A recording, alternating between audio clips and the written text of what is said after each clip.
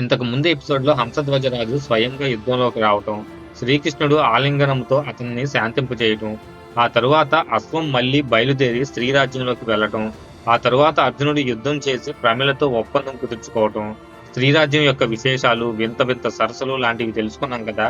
అయితే గుర్రాన్ని వదిలిపెట్టి ముందుకు వెళుతూ ఉండగా ఒకప్పుడు తన అన్నగారైనటువంటి భీముడు చంపిన బకాసురుడు కొడుకు ఇప్పుడు అర్జునుడికి తారసపడతాడు.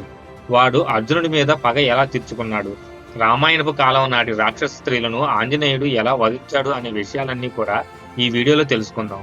సో ఇంక లేట్ చేయకుండా వీడియోలోకి వెళ్ళిపోదాం. కథ చాలా ఇంట్రెస్టింగ్ గా ఉంటుంది. సో ఎక్కడ స్కిప్ చేయకుండా చూడండి.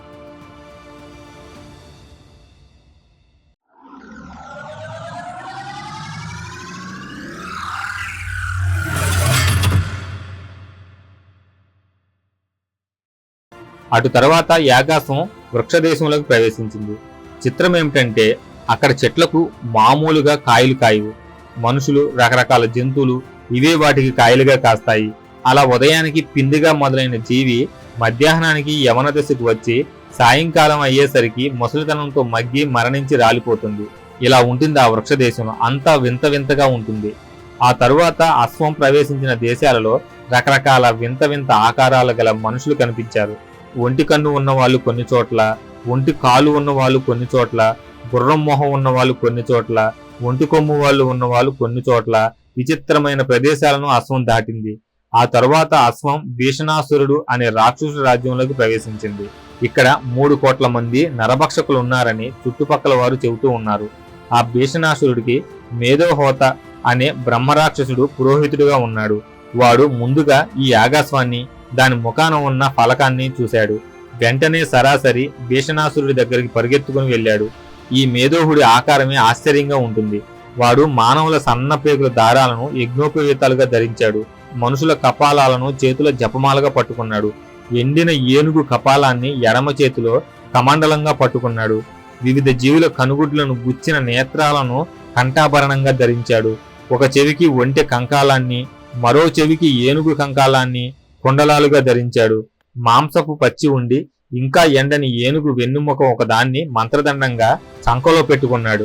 అలాంటి ఘోరమైన ఆకారంతో ఆ మేధోహోత భీషణాసురుడి దగ్గరికి వెళ్లి ఆశీర్వచనాలు పలికి, రాక్షసరాజా, నీ తండ్రి రుణం తీర్చుకునే అదృష్టం నీ చేతికి అందబోతుందయ్యా.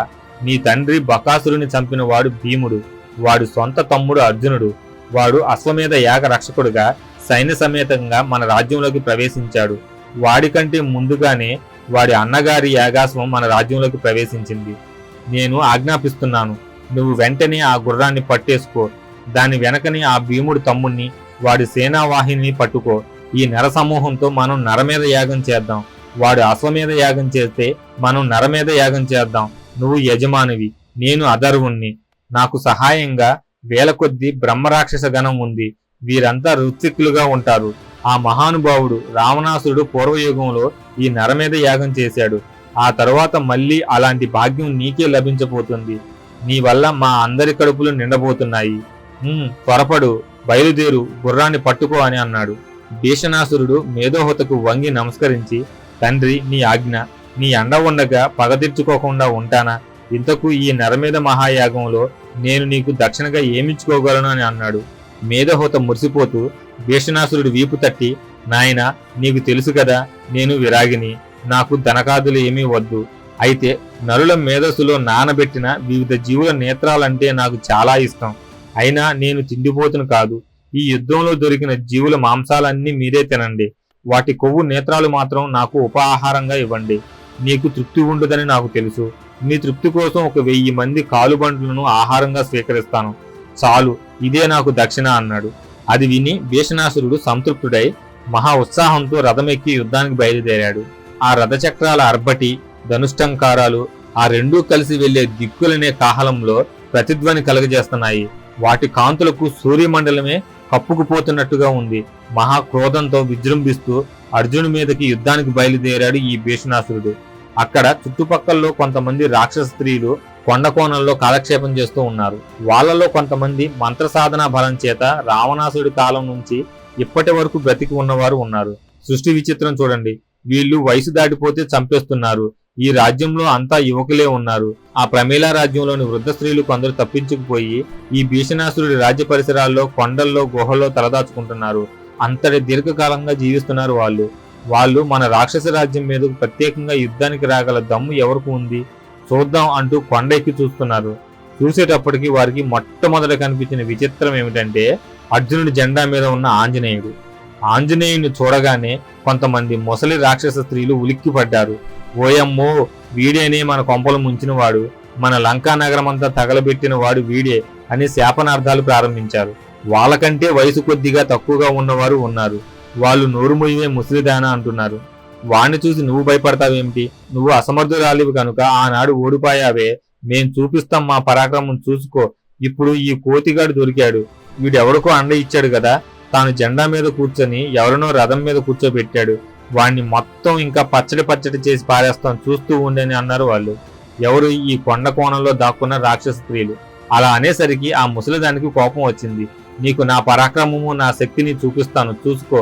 అసలు నేను చేయి విసిరానంటే చాలు, కొండలు కూడా పిండి అయిపోతాయి, ఏమనుకుంటున్నావు అని ఆ రాక్షస స్త్రీలంతా కూడా ఈ విధంగా పొగరగా మాట్లాడుకుంటూ ప్రగల్భాలు పలుకుంటూ వచ్చి అర్జున సైన్యం మీద పడ్డారు. ఎప్పుడైతే రావణాసుడి కాలం నాటి రాక్షస స్త్రీలు బయటపడి యుద్ధానికి తెగబడ్డారో ఆ జెండాలో కూర్చున్న ఆంజనేయుడికి ఉత్సాహం కట్టలు తెగి వచ్చింది. మీరు ఇంకా బ్రతికుండి ప్రాణాలు తీస్తున్నారటే అని ఒక్కసారిగా ఆ జెండాలో నుంచి దూకేసి తోక పెంచేసి వీరందరినీ తోకతో చుట్టేసి నేలకు వేసి కొట్టేసి నానా కల్లోలం చేశాడు. ఆనాటికి బ్రతికి ఉన్న వృద్ధరాక్షస స్త్రీల్లో అనేక మంది మంత్రవేత్తలు ఉన్నారు. వాళ్ళు అనేక అభిచారిక మంత్రాలను ప్రయోగించి పిశాచాలను సృష్టి చేసి ఆయన సైన్యం మీదకి పంపించారు. అయితే హనుమంతుడి ముందు కుప్పిగంతులా అవి ఆయన మీద పనిచేస్తాయా? ఆయన వాళ్ళందరినీ కూడా తుత్తునీలు చేసి పారేశాడు. చూస్తూ ఉండగానే ఆ రాక్షస స్త్రీ సేన అంతా కూడా నేలమట్టం అయిపోయింది. 190 పాలు నాశనం అయిపోయింది. మిగిలిన కొద్ది మంది అడవుల్లోకి పారిపోయారు. అట్లా ఈసారి కూడా ఆ జాతి పూర్తిగా నిర్మూలన కాలేదు. ఈ విధంగా రాక్షస స్త్రీలందరూ కూడా పారిపోయిన సమయానికి భీషణాసురుడు రాక్షస సైన్యంతో కలిసి వెనకాల నుంచి వచ్చేశాడు. వస్తూనే అర్జునుడి మీదకు దూకేశాడు. మహాయుద్ధం జరిగిపోతుంది. రాక్షసులు ఎప్పుడైతే కనపడ్డారో ఆంజనేయుడు కూడా ముందుకు దూకి తాను కూడా యుద్ధం ప్రారంభించాడు. అర్జునుడి సైన్యం కూడా విజృంభించి యుద్ధం చేసింది. కొంతసేపు అయ్యేటప్పటికి అర్జునుడు మనం వెనక్కి తగ్గితే లాభం లేదు, ఇది రాక్షస యుద్ధం, వీళ్ళు నీతి నియమాలను ఏమాత్రం పట్టించుకోరు, అందుచేత వెనక్కు ఉంటే లాభం లేదు అని ఆలోచించి స్వయంగా యుద్ధం చేయడం ప్రారంభించాడు. ఎప్పుడైతే అర్జునుడు ముందుకు వచ్చాడో, రారా అర్జున, నీకోసమే నేను చూస్తున్నా, నీ అన్నయ్యే మా నాన్నను చంపేసింది, నిన్ను ముందు చంపేస్తా, ఆ తర్వాత మీ అన్నయ్యను చంపేస్తా, మీ వాళ్ళందరినీ చంపేస్తా, కాచుకో అంటూ భీషణాసురుడు ముందుకు వచ్చేశాడు. ఆ యుద్ధం త్వరలోనే అస్త్రయుద్ధంగా మారిపోయింది. వాడు మహామంత్ర ప్రభావంతో యుద్ధం చేస్తున్నాడు. అర్జునుడు కూడా రాక్షస మంత్ర ప్రయోగాలన్నింటినీ తన మంత్రబలంతో నిర్వీర్యం చేస్తున్నాడు. ఇది కాక కొద్దిగా మిగిలి ఉన్న రాక్షస స్త్రీ జనం కూడా వచ్చి మీద పడుతున్నారు. అర్జునుడు వీరందరినీ కూడా తన అస్త్రబలంతో సంహారం చేశాడు. ఒక స్థాయి దాటేటప్పటికి ఆ భీషణాసురుడు తన రాక్షసత్వాన్ని విజృంభించేశాడు. మామూలు యుద్ధం లాభం లేదని రాక్షస మాయలోకి వచ్చేశాడు. వాటిని ఛేదించడానికి అర్జునుడు అస్త్రాలు బాణాలు ఒక్కసారిగా కుమ్మరించేశాడు. దానితో వాడి రథం కాస్త విరిగిపోయింది. అది విరిగిపోయేటప్పటికి వాడు నేల మీదకు దూకి ఒక గద తీసుకొని అందరినీ చావబాదటం ప్రారంభించాడు. అర్జునుడిని కూడా బాధేద్దామని ముందుకు దూకేస్తున్నాడు. ఆ దూకుతున్న సమయంలో ఇక వీడిని వదిలిపెడితే లాభం లేదని అర్జునుడు ఒక మహాబాణం సంధించి వాడి మీదకు వేయబోయాడు. ఇంతలో వాడు మాయమైపోయాడు. అక్కడ ఒక బ్రహ్మాండమైన ఋష్యాశ్రమం, దానిలో వేదఘోష, అగ్నిహోత్రాలు, యజ్ఞాలు, యాగాలు, బ్రాహ్మణ శిష్యులు అంతా కనిపిస్తున్నారు. అందులో ఒక పెద్ద తపస్వి గారు అక్కడ కూర్చొని అందరికీ బ్రహ్మతత్వం ఉపదేశం చేస్తున్నాడు. బ్రహ్మతత్వం ఉపదేశం చేస్తున్న ఆ మహర్షి చుట్టూ అందరూ కూడా భక్తిగా కూర్చొని నమస్కారం చేస్తూ ఉన్నారు. అత్యంత ప్రశాంతంగా ఉంది వాతావరణం. ఆ మహర్షి అర్జునుడి వైపు చూసి, అర్జున, నిన్ను చూసి చాలా సంతోషిస్తున్నాను. నీ పరాక్రమం చాలా అద్భుతం. నువ్వు శ్రీకృష్ణుడి సాయం పొందిన పవిత్రమూర్తివి. నువ్వు నా దగ్గరకు వచ్చి కాసేపు కూర్చొని కొన్ని మంచి మాటలు వింటే పరిపూర్ణంగా పవిత్రుడైపోతావు. నీ శక్తి రెట్టింపైపోతుంది. నీకు విజయం ఖాయం. రా, నా శిష్యులతో పాటు కూర్చో అని సాదరంగా అర్జునుడికి స్వాగతం పలికాడు.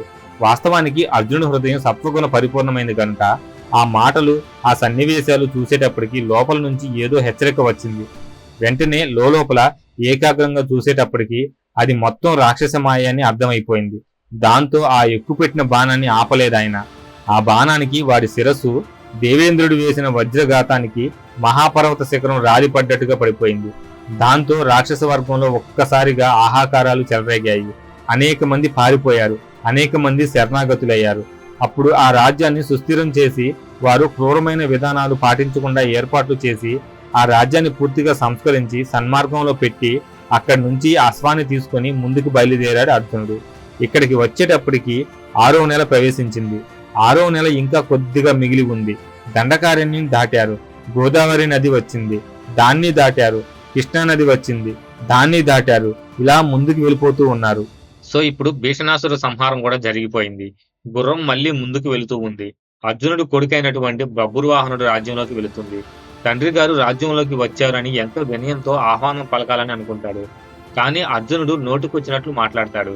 అర్జునుడు ఎందుకు అలా చేయవలసి వచ్చింది, దానికి బభ్రువాహనుడి ప్రతిస్పందన ఎంత భయంకరంగా ఉండబోతుంది, అనవసరంగా నిద్రిస్తున్న సింహాన్ని అర్జునుడు ఎందుకు నిద్ర లేపవలసి వచ్చింది అనే ఆసక్తికరమైన సన్నివేశాలతో కూడిన కథను తర్వాత వచ్చే ఎపిసోడ్లో తెలుసుకుందాం. సో అవన్నీ మిస్ అవ్వకుండా ఉండాలంటే తెలుసు కదా, ఛానల్ సబ్స్క్రైబ్ చేసుకుని నోటిఫికేషన్ ఆన్ లో పెట్టుకోండి. గైస్, మనం ఆల్మోస్ట్ జర్నీ భారతం సగం దూరం వరకు వచ్చేసాం. నా ఎక్స్ప్లెనేషన్ కనుక నచ్చితే మీ ఫ్రెండ్స్ అండ్ ఫ్యామిలీకి షేర్ చేయండి. అన్నిటికన్నా ముందు ప్లీజ్ వీడియోని లైక్ చేయండి. అప్పుడే వీడియోకి రీచ్ పెరుగుతుంది. ఇంత కష్టపడి వీడియో చేస్తున్నందుకు నాకు కూడా కొంచెం ఎంకరేజ్మెంట్ గా ఉంటుంది. అలాగే మీ అభిప్రాయాలను కూడా కామెంట్స్ రూపంలో తెలపండి. నేను ఖచ్చితంగా రిప్లై ఇస్తాను. సో ఇంకా నెక్స్ట్ వీడియోలో కలుసుకుందాం. అంతవరకు సెలవు, బాయ్.